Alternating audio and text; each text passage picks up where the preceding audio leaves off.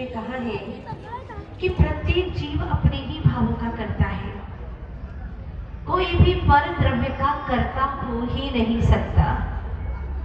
किंतु पर द्रव्य के संयोग में जो संयोगज भाव उत्पन्न करता है मोह जनित, उसके कारण से ये मानता है कि मैंने ये किया, पर सच है कि अपने भाव के सिवा यह जीव कुछ भी नहीं कर सकता। एक गाथा दी है उन्होंने, जीवो न करे दिघनम नेव पदम नेव शेषगे नवे, जोगुओ गाओ पादगा सुते सिम भवदि कट्टा। बहुत अच्छी बात कही है।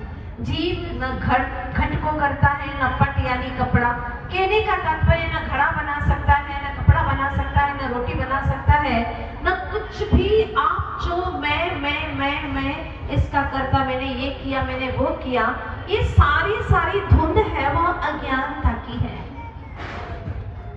मोह तमस की वजह से सही स्वरूप मालूम नहीं होता और पर द्रव्य का कर्ता बन करके पर भावों को करता है और यह जीव अनंत दुख को पाता है।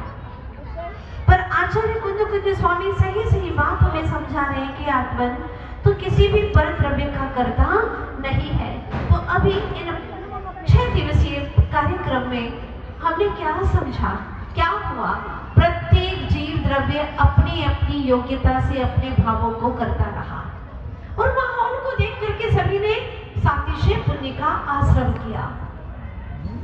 सबने अपने भावों के अनुसार ही पुण्य का आश्रम किया और पुद्गल द्रव्य भी हमारे भावों के अनुसार, कर्म के अनुसार पुद्गल भी अर्थात नो कर्म भी उसमें सहायक बना। तो मैं यही कहूंगी, पूज्य आचार्य भगवान समय सागर जी महाराज ने यहाँ पर पूज्य मुनिवर श्री सौम्य सागर जी महाराज को भेजा। क्या तुकबंदी है नाम की, सोचो तो सही। समय सागर जी और सौम्य सागर जी, उसमें भी 3 ही अक्षर हैं, स म और य, और इनके नाम में भी 3 ही अक्षर हैं, सौ म और य। मतलब यहाँ पर भेजा तो कितना सोच समझ करके भेजा और हमारी तमन्ना भी यही थी कि पूज्य मुनिवर यहाँ अवश्य पधारे और उन्होंने मेरी भावना को समझा और यहाँ तक आ गए। कभी कभी ऐसा भी होता है जो सोचा न जाए, कभी ऐसा भी होता है। लोग आज कह रहे थे हमने सोचा नहीं था कि ऐसा पंच कल्याणक होगा, पर मेरी कल्पना में जिस दिन 6 तारीख को शिलान्यास हुआ था उसी वक्त ये भावना आई थी कि यहाँ पर भव्य कार्यक्रम होने वाला है। और जिसने जमीन देखी थी उसने कहा ये सामान्य मंदिर नहीं बनेगा, जो भी इसमें तन मन धन लगाएगा वो मन वांछित पाएगा और सब काम सहज रूप से होता गया। आप सब भव्य जीवों के पुण्य के कारण से ये कार्यक्रम हुआ और देखिए आज तो 4 चांद ही लगा दिए कार्यक्रम में। हमारे मुंगावली के, बुंदेलखंड के सच्चे भक्तगण यहाँ पर आए और कितने साहस के साथ में और बहुत उत्साह उमंग के साथ में उन्होंने जो कार्यक्रम यहाँ पर किया, तो ऐसा लग रहा था फेरी में कदम तो रुक ही नहीं रहे थे, बिल्कुल झटपट चलते चले जा रहे थे, किसी को थकान नहीं लगी। इतना अति आश्चर्यकारी यहाँ पर फेरी का कार्यक्रम हुआ। ये फेरी सामान्य नहीं है, भाव फेरी को मिटाने वाली है। जो लूज थे अभी तक, ढीले ढाले थे, वो भी जुलूस में अच्छे टाइट हो गए। जो लूज थे वो भी अच्छे टाइट हो गए और उन्हें लगा कि वाकई में धर्म के कार्यक्रम, धर्म के आयोजन क्या होते हैं, अपने अंतिम लक्ष्य और प्रयोजन को सिद्ध करने के लिए कारण होते हैं।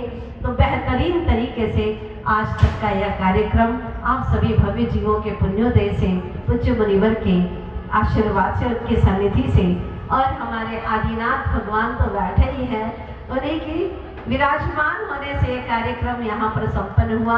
पूज्य आचार्य भगवत समय सागर जी महाराज का विशेष आशीर्वाद और उन्होंने कैसे यहाँ पर मुनिराज को भेजा है ये तो वो ही जाने और मुनिराज जाने, लेकिन हमने तो जो सोचा था उससे भी अच्छा और अधिक से अधिक सुंदर कार्यक्रम यहाँ पर संपन्न हुआ।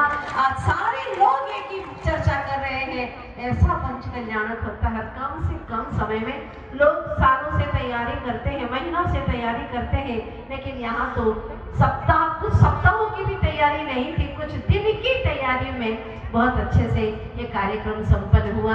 भव्य जीवों, ये बाहर का कार्यक्रम तो संपन्न हुआ, लेकिन भीतर का कार्यक्रम तो अब शुरू होता है कि मैं कभी पर का करता न था, न हूँ, न कभी रहूँगा। जो हो रहा है सहज हो रहा है।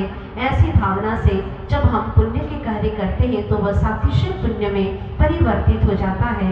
बस जीवन में हमेशा पर के प्रति अकर्ता भाव बना रहे और पुण्य के प्रलोभन में, पुण्य के आकर्षण में जीव कभी न आवे। बस यही प्रभु से भक्ति और प्रार्थना करते हो कि हे भगवान, हमेशा अध्यात्म और स्वप्रभेद विज्ञान जीवन में बना रहे। मैंने आज प्रातः काल भी आप सभी से कहा था कि यूँ तो कहने को एक लम्हा है, मगर सदियाँ इसे मुड़ मुड़ कर देखेंगी कि एक ऐसा भी पंच कल्याणक कम से कम समय में भी हुआ था। और ये सब आप सब लोगों की भावनाओं के तदनुरूप हुआ है। पूज्य मुनिवर श्री अब आप लोगों के बीच में हम सबको करुणा करके अपने मुखारविंद से दिव्य प्रवचन देंगे। यहाँ पर बाकी तो सब मैंने कह ही दिया है और कहना उचित भी नहीं लगता किसने क्या किया क्या नहीं किया, सब कुछ अपने अपने भावों से होता रहा। बस यही भावना है कि प्रत्येक जीव अकर्ता भाव से अपनी भगवत्ता की ओर प्रयाण करे और उनकी भगवत्ता अति शीघ्र प्रकट हो। एक या दो भव में आप सभी भव्य जीव भगवान बने और सभी सिद्धालय में जाकर के विराजमान हो जाए। आज आपने प्रतिमा की प्रतिष्ठा के साक्षी बनकर के आनंद लिया है। कल ऐसा भी समय आए अति शीघ्र कि आप स्वयं भगवान बने और आपकी प्रतिमा बनती रहे, पर आपको कोई प्रयोजन ही न रहे। बस ऐसा ही होता रहे। सबके लिए यही शुभकामना करती हूँ। बोलिए पंच कल्याणक महामहोत्सव की, आचार्य गुरुदेव श्री विद्यासागर जी महाराज की, आचार्य वरि श्री समय सागर जी महाराज की, पूज्य मुनिवर श्री सोम्य सागर जी सत्संग मुनि भगवंतों की।